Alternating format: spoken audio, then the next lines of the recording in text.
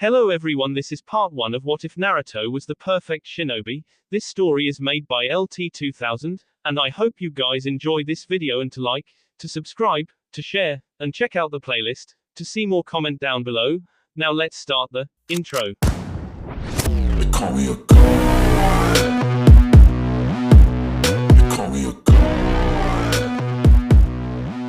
They call me a god. Join my membership, the perks are great. It's in the description. Be sure to like and subscribe, it gives me more motivation. Enjoy. The sun was starting to set over the port town, bathing the rundown concrete streets in a reddish hue. The dwindling sunlight did not touch the darkened corner where a rugged-looking youth leaned against a dirt-stained brick wall with his eyes closed. He seemed to be napping or perhaps absorbed in some internal thought. He was much taller than he should have been but was also a rather lanky kid with spiked blonde hair. The young man was dressed in worn-down blue denim pants with a sleeveless black cotton shirt and old leather boots with his exposed arms showing considerable lean muscle, but nothing close to the extent that would rate him as being well built. His wired but still strong build came about due to several years' grueling training as well as something less natural. The adolescent's most obvious attributes were the 3 thin whisker marks that adorned either cheek. A sibilant voice that he alone could hear brought the lad crashing back into the waking world. Time to wake up, Gaki. Our weekly paycheck just arrived. Uzumaki Naruto's blue eyes snapped open upon hearing his 9-tailed tenant. Konohagakure no Sato's resident pariah yawned and glanced over towards the near street corner and watched as a small young man in an expensive leather trench coat handed a large parcel to some obvious addict and then received a bag bulging with Ryo notes in exchange. An opium dealer, and a rather successful one it seemed. A dealer didn't come to handle such a large drug shipment without the proper connections. The blonde guessed that the man had to be aligned with some cartel or syndicate. Naruto wouldn't even consider rolling such a person in most cases but decided that he might as well end his career on a high note. As it happened, he would be taking the Genin exam on the morrow and then these profitable little excursions into the bigger cities would be over. The third Hokage might have been willing to turn his blind eye to the young demon child's violent indulgences while he was still an academy student, but it would be a whole other matter once he was given his High-Tai 8 and made an actual Konoha shinobi. Naruto would rather have continued on as he was, but he had given his word to the Sandaime. Naruto wasn't honorable in most respects, but his word once given could be taken to be the gospel. Naruto waited until the SC bag turned in his direction and ran through some hand seals, ensnaring the walking corpse in a basic suggestive genjutsu. His senses were ensnared into believing that his next delivery led him straight into the area where the demon container was hiding in the shadows and waiting. Naruto crept back deeper into the alleyway, drawing his target into the proverbial web. A typical academy student and most genin would not have been able to use such an advanced illusion. Both the SK and chakra levels required were too high. But Naruto had Kyubi no Kitsune sealed within him. With the greater demon's power to draw upon, chakra was not an issue. And with his advanced training and combat experience, neither was SK. The entranced drug dealer at last stumbled deep into the gutter and the blonde made his move. He snuck up behind the man and tackled him onto the pavement, a hand covering his mouth so that he wouldn't be able to scream out. The demon vessel reached towards the kunai lodged in his boot on sheer instinct, but then decided against sting the dealer's tea upon noticing their similar sizes and the expensive clothing the other wore. That really was a nice coat, and it would be a shame to soil it with the maggot's blood. He instead placed his unoccupied hand on the man's cranium and twisted, snapping his N with a single motion. A textbook K, clean and without wasted time or exertion. Naruto stole a look inside the cash sack and smiled. There had to be 100,000 Ryo inside, perhaps more. There was no need be bothered about retribution where the dealer's organization was concerned either. Naruto wouldn't be coming back to this trash heap again and no yakuza would ever dare attempt to send men into a shinobi village.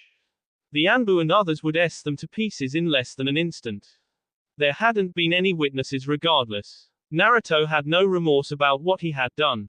This man was a criminal and a SC bag, and no one worth a damn would miss him. Nice work. This'll keep us going for a good long time. Compliments humbly accepted, Barker Fox. Naruto had started leaving Konoha on weekends to obtain expense Ryo 2 months prior to being enrolled in the Genin Academy at 7, coinciding not through mere coincidence alone with his proper introduction to his inner demon, who had made his presence known when the child had been mired in depression. Naruto could still remember that evening. He was sitting on a swing alone, crying about how the other kids wouldn't have a thing to do with him and thinking that he would do anything to have someone want him around. And then the demon's voice sounded in his mind, a dangerous growl that would have been terrifying to a child not as desperate to have company as Naruto. He had not needed another person again since that morning. The kitsune had given companionship and guidance to the lonesome human child. Naruto had to swear to take the demon's direction in all matters and promise to help the Ninetales in seeking some method to break the fourth Hokage's seal and obtain his liberation in return. He had in essence become the demon's tool in obtaining his protection and guidance. But all shinobi were tools to someone, so he wasn't bothered so much. These days the two almost treated one another as equals, but the blonde would admit that the demon held the true power in the arrangement. He was the creature's host but needed its strength and direction in order to grow within his harsh environment.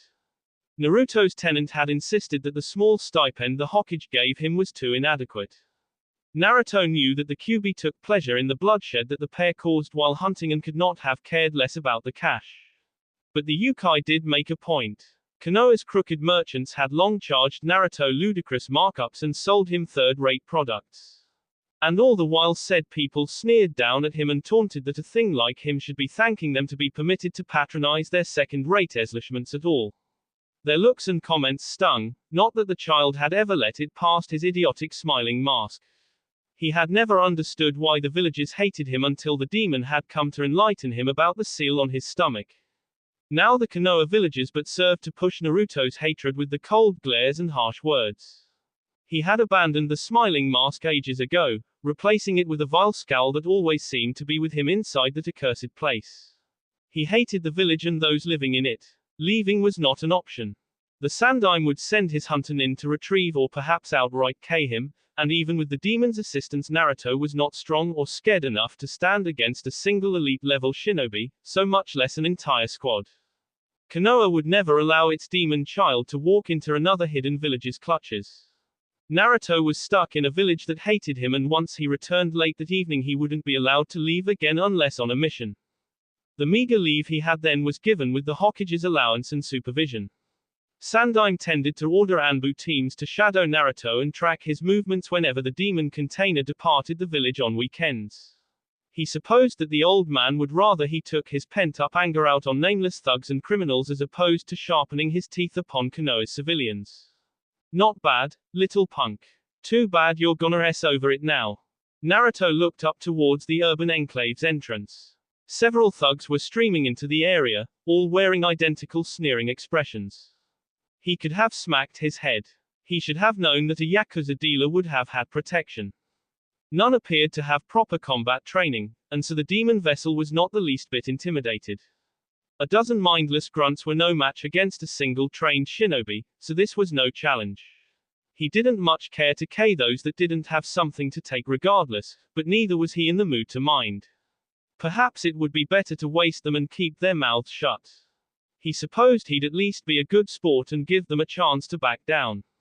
He turned his attention back to the Ryo. Get lost, Bakayaro. I'm counting cash here, and I don't want to be disturbed. The lead thug tutted and sneered again. Noir, I don't think so. You don't F with the Mitani organization and live to tell about it. Our honor demands your blood. Naruto felt the Kyuubi growl inside his mind. The demon was sing against his bars. I'm bored. Time to let me out. I won't get another chance to hunt for ages. Naruto made his decision in an instant but stalled a moment as the thugs sized him up. The Kyuubi hadn't sensed the usual Konoha stalkers since morning. Naruto took care never to tap into his demonic powers while the Hokage's men were around. The blonde didn't bother to hide all his abilities but also did not need the Sandaime knowing that he could communicate with his tenant or grant the Ninetales control over their shared skin. Fine, but make it quick and make sure you don't mess up my brand new leather coat. Naruto sank down to a knee and closed his eyes. The lead vagabond stepped next to him, sneering as he brandished a sharp but otherwise nondescript katana.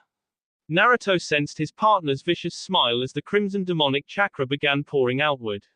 Fingers elongated into sharpened claws and teeth became bestial canines. The kitsune grinned again as he assumed command over his host. Insolent mortals, you ought to have run while you still had the chance. The yakuza gaped and made to retreat, but the ancient monster's king intent stopped them cold. There could be no escape. Red-stared eyes widened in bloodlust as the S commenced.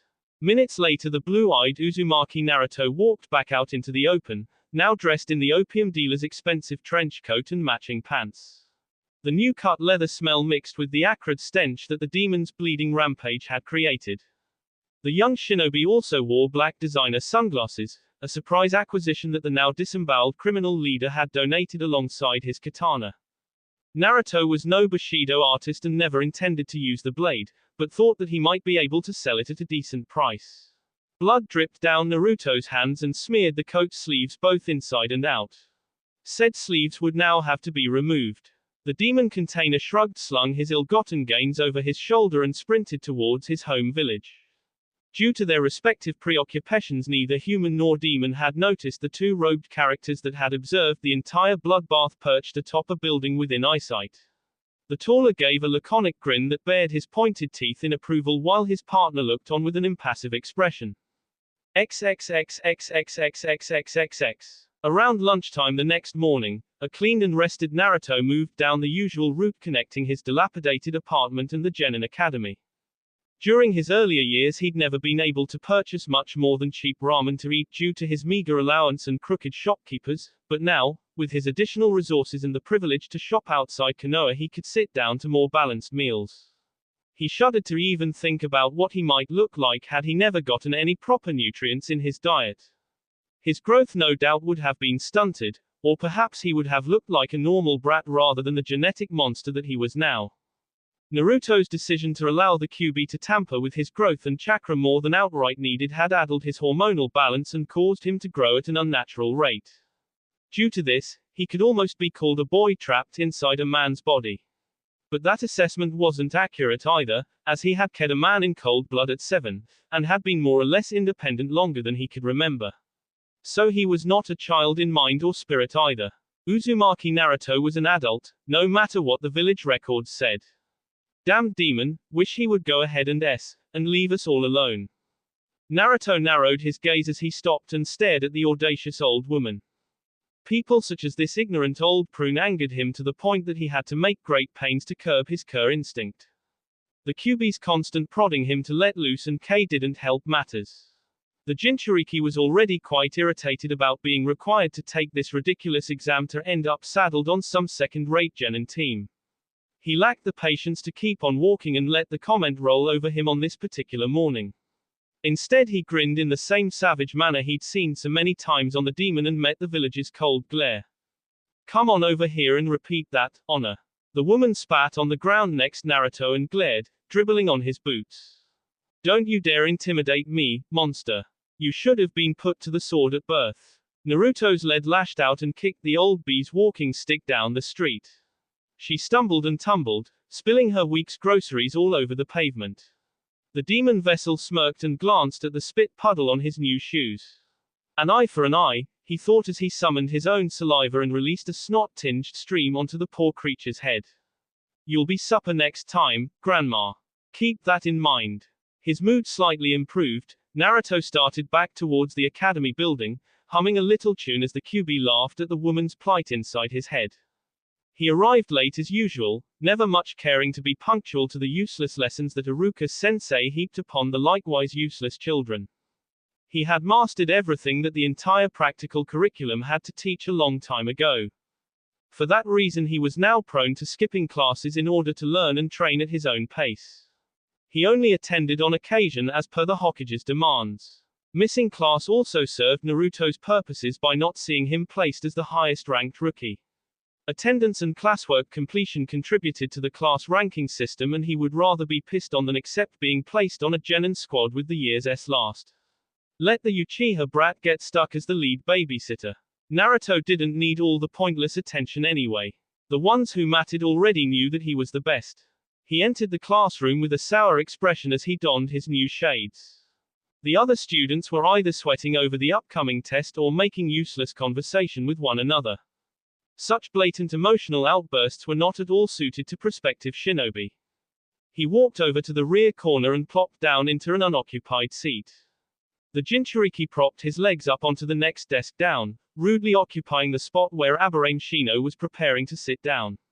Naruto lazily raised his shades to expose his eyes and stared at the bug user with a seed brow as though daring the introverted kid to do something about it. Shino only shook his head and stalked away to find another seat. Naruto smirked and covered his eyes again, and leaning back to stare at the ceiling. Well, look who chooses to grace us nobodies with his exalted presence. Naruto made no reaction as Inuzuka Kiba slouched down into the seat adjacent to his. The demon vessel had no true comrades other than the fox, but the brash and outspoken Kiba stood as his closest facsimile to a buddy. The animal trainer acknowledged the taller blonde's immense strength and SK and seemed to accept him as their academy class's alpha male. Pack mentality at its finest. The Inuzuka Saiyan somehow seemed to comprehend Naruto's true power level where the other students could not. Pure animal instinct, Naruto surmised. Shino might have the same recognition due to his sensory bugs, but one could never really tell anything with that kid. Kiba never sneered at or cowered near or outright blatantly ignored Naruto like so many others did at any rate, and so the superior shinobi tolerated his presence and deigned to engage in impolite conversation with the Inuzuka on occasion. Morning, mutt. I'd druther not, but the Hokage won't even let me skip the exit exam. Well, here's hoping we get put on the same team or something. Nice threads. Thank you. And that would be better than some possibilities, I suppose. Naruto slowly inclined his head to sneer at the organic angst machine located up near the teachers. Uchiha Sasuke sat looking bored and irritated with his eyes closed while almost every girl in the class surrounded his position and quarreled over his attention, Haruno Sakura and Yamanaka Ino being the loudest among them. Naruto had at one time empathized with the would-be Avenger. Both were orphans and essentially alone. That had ended soon enough. The Uchiha was a spoiled brat who acted the tragic little victim. He had never had to work at all, as his clan's inherited wealth had sustained him with ease. Everybody in the village both loved and admired him, and virtually every girl in their age group crushed on him. Sasuke had at least had parents and all the rest at one time. Naruto had dealt with so much more and had survived and prospered through sheer grit and mindless determination. He wasn't in the least envious, but neither did he reserve any sympathy or respect to spare on the crybaby wastrel. Sasuke would one day challenge his invincible missing nin brother and lose in a grand and humiliating manner. Thus would end that clan, and good riddance. It sucks, man. Girls always obsess over those tragic hero types. He ain't got a damn thing that I don't. Maybe they know you'll hump and spray all over their legs. F you, Naruto. Naruto gave no response other than a snort, knowing that the Inuzuka hadn't been insulted. For his part, the blonde had no interest whatsoever in dating the immature little brats in their class. The whole lot was all too weak and most had no understanding about or respect towards what it meant to be a shinobi, electing to waste valuable training time mooning over the Uchiha and similar silent headcases rather than striving to advance their unremarkable SKS. Each prospective kunoiki in the room helped to validate the regrettable maxim in Konoha about said girls being lesser shinobi than their male counterparts. Naruto didn't believe in said bias, to be sure. The Jinchuriki knew that there were sked kunoiki equal to even the best male shinobi in Konoha. One needed to do no more than look at Densetsu no Kamo Tsunade to understand that, even though she no longer resided in the village. Naruto couldn't blame her either, as he too would leave Konoha in a heartbeat provided he could do so without being pursued. Attention, class. The Genin exam will start in a moment. You will come here when called and demonstrate the jutsu asked. Naruto and Kiba ceased blathering at one another and paid attention to the exam. The demon container was curious to see whether or not somebody would manage to not pass the usually elementary test. Hyuga Hinata was called first and managed to perform the required technique despite her nervousness. A single basic one-seal jutsu, the Bunshin. That was all the pathetic school required to pass a Genin candidate. Naruto shook his head in disgust. This was so retarded and such an insult to his intelligence that he was at that point contemplating rising and walking out. He had been able to do the Bunshin no Jutsu in one shot, at a mere 7 years old and with but 2 months basic training under his belt at the time. Hinata seemed pleased at least. Naruto guessed that it might have been the only thing she had ever done right in her whole miserable existence. He despised weakness, and this timid little mouse had it in spades. A lamentable disgrace to a most potent bloodline. He noticed Kiba's leer trailing the girl as she walked with a meek stride over to start a line along the room's distant wall. Stop drooling, Kiba. It's disgusting. Yamanaka Ino and Sasuke were called up in turn, and then Nara Shikamaru and Sakura. Naruto cracked his knuckles with a bored look when the Uchiha smirked and created 12 clones where nothing more than the standard 3 had been required. Sasuke's little fan club turned about as one to glare, but most blanched in terror and hurried to turn back around upon glimpsing their target. Naruto seemed to possess the unique SK to make most students cower in his presence, due in large part to his having almost crippled an older student when the Gaki had taunted him about being an orphan a while back. The Hokage had been furious about that incident and had been made to pull several strings to even be able to keep Naruto enrolled at the school. Sakura glanced at Sasuke and blushed upon being handed her Haitai 8. Next examinee. Uzumaki Naruto. Naruto rose upright with a certain laziness in his movements. The blonde wasn't one to showboat in most cases, but he wasn't even going to pretend that he was taking this ridiculous rubber stamp test like a real exam. The demon carrier ignored Kiba's well wishes and removed his glasses upon reaching the examiner's desk across the room. Iruka-sensei proceeded to give Naruto his instructions. Please perform the Bunshin no Jutsu, Naruto. Naruto nodded and glanced at the sullen Sasuke with a sneer. Sign his sole Uchiha M survivor had exceeded the requirement 4 times over. The blonde thought that it might be humorous to use the same multiplication in trumping the angst-ridden brat. And with a single slow hand seal. Bunshin no Jutsu. 3 times 4 times 4 meant no less than 48 trench-wearing blonde clones crowding the small classroom. Naruto kept the textbook genjutsu active a while longer than needed to show his superior chakra reserves and then allowed it to dissipate. Both Iruka and the other examiner, a Chunin instructor named Mizuki whom Naruto had liked even less than his scarred teacher, were both outright impressed and several students were stunned. As though it were an accomplishment or something. Most scared shinobi could produce several hundred or even more than 1,000 clones. Good work, Uzumaki-kun. You passed the examination. Naruto shrugged at Mizuki's comment and took his Haitai 8 with the same sour expression that he had worn upon beginning the test. He stalked over the graduate line and leaned against the wall while putting his shades back on. Sasuke looked more than a little pissed at having been upstaged but was still regarding Naruto with an appraising expression. Perhaps the punk now regarded him as a rival. The demon vessel could have laughed, and almost did. Perhaps in a millennium or 10. Uzumaki Naruto considered Uchiha Sasuke to be a minor irritation at the absolute most, someone he was most content to ignore. Kiba then took his place in the graduate line looking more pleased than the worthless exam merited about having passed. At least the mutt was better than the pink-headed nincompoop located to his other side. Well, congratulations to us. That test was too stupid, though. Naruto nodded and started watching the clock, hoping he could leave soon. Shino and Akamaiki Chuji also passed the exam and moved into the line. The blonde Jinchuriki stared at the distant wall as the Genin exam finally came to an end. He watched as the Yamanaka girl bound over and invited Sasuke to a little gathering at her place only to be outright ignored as the Uchiha departed alone. Naruto mirrored not long behind despite Kiba's protests. The blonde knew that he wasn't going to be welcome at the little event and had no desire to attend. Yamanaka might have invited him to be polite, but he knew perfectly well that he wasn't wanted. Naruto decided to slip into the woods to exercise and practice his ninjutsu in solitude until supper time. Had he not altered his direction so at that moment he might have noticed 1-2G Mizuki approaching a sad classmate who had somehow botched the Genin exam.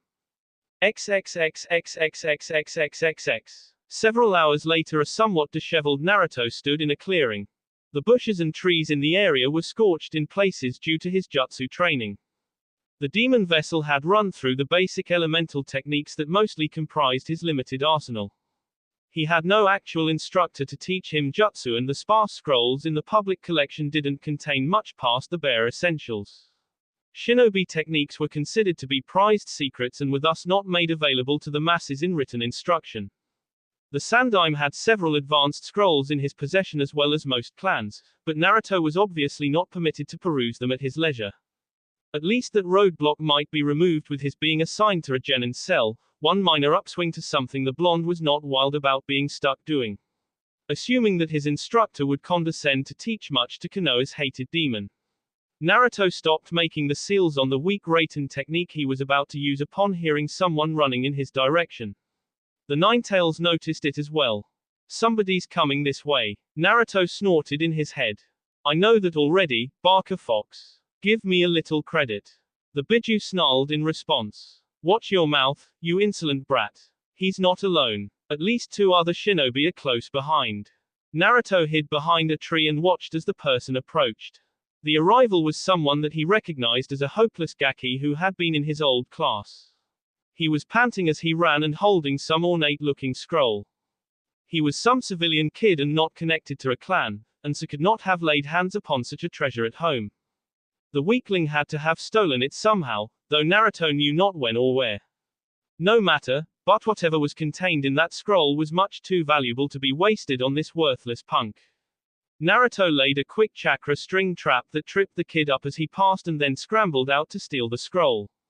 The Gaki had never seen it coming and Naruto had long since disappeared into the trees with his prize when his victim regained his bearings.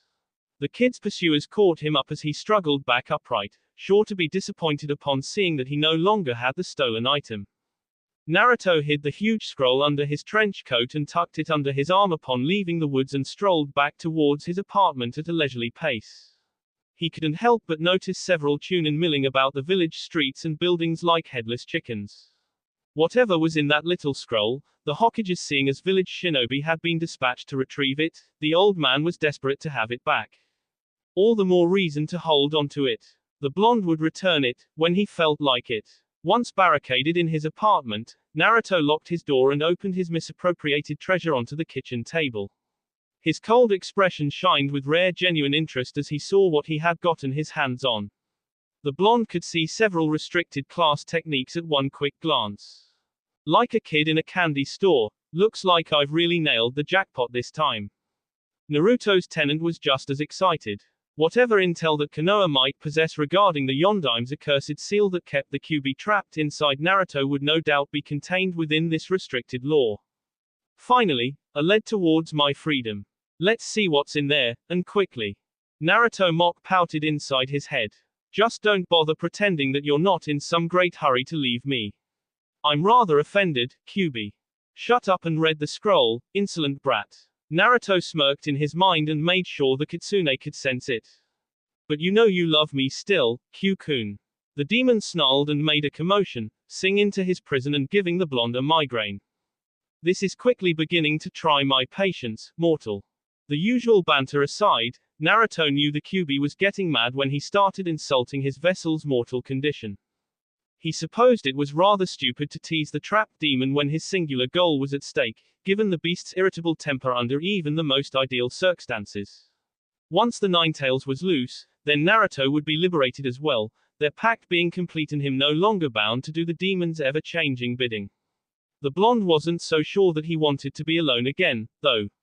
He didn't mind being a tool as long as he had the Biju around. When the seal was broken and the demon loosed, Naruto would be alone once again. The prospect wasn't a welcome one, but he wouldn't let that little sticking point stop him. Stop your bing, Fox. I'm getting to work now. Quit making so much fing noise. Naruto looked over at the initial item on the scroll. Kage Bunshin no Jutsu. Shadow clones that could actually fight rather than serve as harmless distractions. An interesting technique with the potential to be valuable as well, but not one all too suited to the blonde's combat methods. Naruto tended to utilize a grappling attack as opposed to the textbook martial arts that traditional shinobi liked. Ground and pound, throw them down and beat them to a pulp using a mounted position, grab them in close range and beat them down with knees and elbows. All in all, street combat at its best. The unorthodox method turned Naruto's size and reach to his advantage, but despite that his taijutsu was his most glaring shortcoming. Naruto liked most to use his overwhelming chakra levels and blitz his enemies with elemental ninjutsu, and would not battle hand-to-hand unless made to. The demon container's game plan wasn't one that a massive clone rush meshed with, but the Kage Bunshin SK might still be worth knowing in a pinch. Naruto memorized the seals with a little practice and moved on.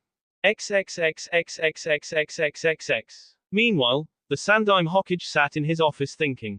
The gullible academy student who had stolen the village's kinjutsu scroll had been initially caught by the treasonous Chunin instructor 2G Mizuki, who had berated the lad over losing it and subsequently assaulted and crippled him. The poor child would survive, but his shinobi aspirations were over. Mizuki had placed genjutsu around Sarutobi's quarters to trick the guards, and the Hokage had been out attending to other business when the boy had snuck in. Yumi no Iruka had witnessed the altercation between Mizuki and the student and had then attacked and incapacitated his traitorous colleague. Mizuki was now being treated to Morino Ibiki's well-known hospitality. The scroll still hadn't been recovered, but the Sandaime knew that it was still within the village limits. One Chunin had reported seeing Uzumaki Naruto outside and walking around during the search. One quick glimpse into Sarutobi's crystal ball revealed the demon vessel poring over the scroll inside his apartment. Naruto had been scared enough to obtain it without being caught, and so the Hokage decided to allow him to keep it in his possession a while and learn what techniques he could. Sarutobi wasn't all that concerned about the scroll so long as he knew where it was. And apparently the rumors concerning a hostile organization interested in the tailed demons were true. The Anbu squadron that the Sandaime had sent to observe Naruto during his recent outing had been slain by some other shinobi. A regrettable loss, but validating this new threat had been made the deaths worthwhile. The missing nin that comprised this group would no doubt make a direct move against Naruto at some point, and the boy would then need the SKS that the restricted scroll could teach him. Uzumaki could be trusted not to abuse the kinjutsu. He was a good lad at heart despite his best attempts to convince the entire world otherwise. His snide tongue and surly attitude were but the emotional armaments that he had constructed to help protect his mind against the Konoha village's slings and arrows. Underneath lie a brilliant and dedicated young shinobi who would someday prove a true asset to the village, provided said village allowed him the chance. The Hokage had concluded the usual meeting with the graduating class's academy instructor and the Junin elites selected to handle the new Genin teams moments earlier. Iruka had been cut and bruised due to his battle with Mizuki, but his wounds had not been serious. There were 26 graduates this time around, meaning that one team would be short-handed a member, at least until the current Chunin exam candidates had been sorted through. Hitaki Kakashi had immediately volunteered to mentor the Uchiha survivor. The copy nin was the natural choice given that he possessed the Sharingan, but Sarutobi was concerned that he would be biased towards young Sasuke and neglect his other two students. Under better circumstances, Sandaime would have liked to have given Naruto over to Kakashi's instruction also. The silver-haired shinobi was a living technique database and could have taught the ambitious container much. Uchiha Sasuke's presence all but guaranteed that the much more talented Naruto would have gained very little attention on Team 7, however. Once Sarutobi had told his gathered subordinates about Naruto's true SK levels, Asuma had shook his head and grumbled that the lad was another Uchiha Itachi in the making. He asked whose clan would be said since Naruto had none. Yuhi Kurenai had glared at Sarutobi's wayward son's bias, causing the aged Hokage to smile inside. Naruto would not be placed onto Team 10 either. Yumi no Iruka hadn't had a single clue as to the genius student he had kept and mostly ignored in his class. The poor Chunin had been humiliated. Sarutobi's personal inclination was to place the blonde on Team 8 alongside the Inuzuka kid. Naruto was a complete loner outside the classroom, but Iruka's reports indicated that the demon carrier was at least cordial with young Kiba within the academy. Kurenai might be the ideal among the three Junin to instruct Naruto as well. She was patient enough to deal with his difficult personality, and the Hokage believed that as a genjutsu specialist she understood the human psyche well enough to eventually break through his well-worn, tough emotional shell and reach out to him. She was also talented enough to gain the boy's respect.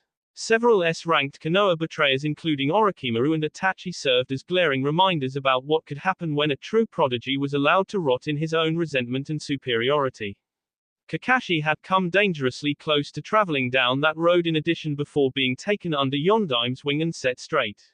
Sarutobi would not allow history to repeat with Uzumaki Naruto. He could not bear to see the fourth's legacy driven away by anger and bitterness.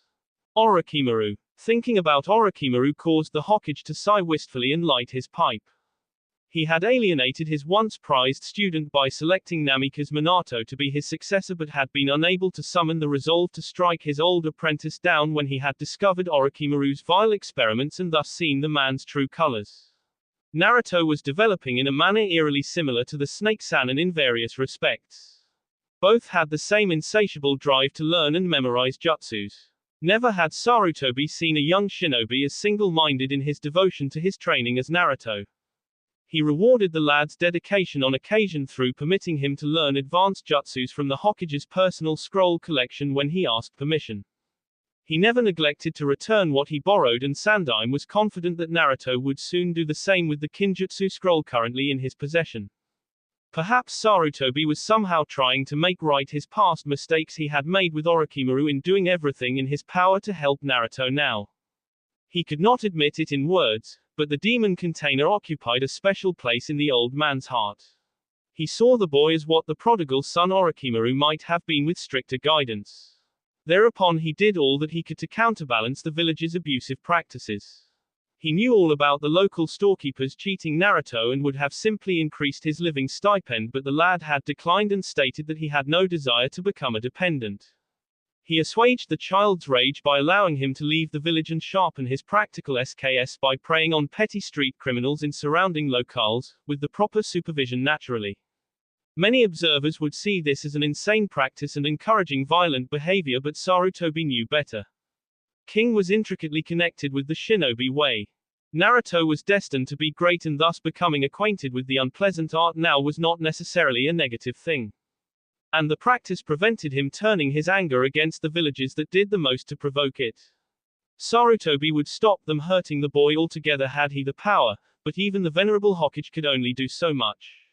He couldn't openly favor Naruto lest the council decide to have the old man recalled and subsequently replaced with some new Hokage who would outright persecute the demon vessel and order him either executed or cast out.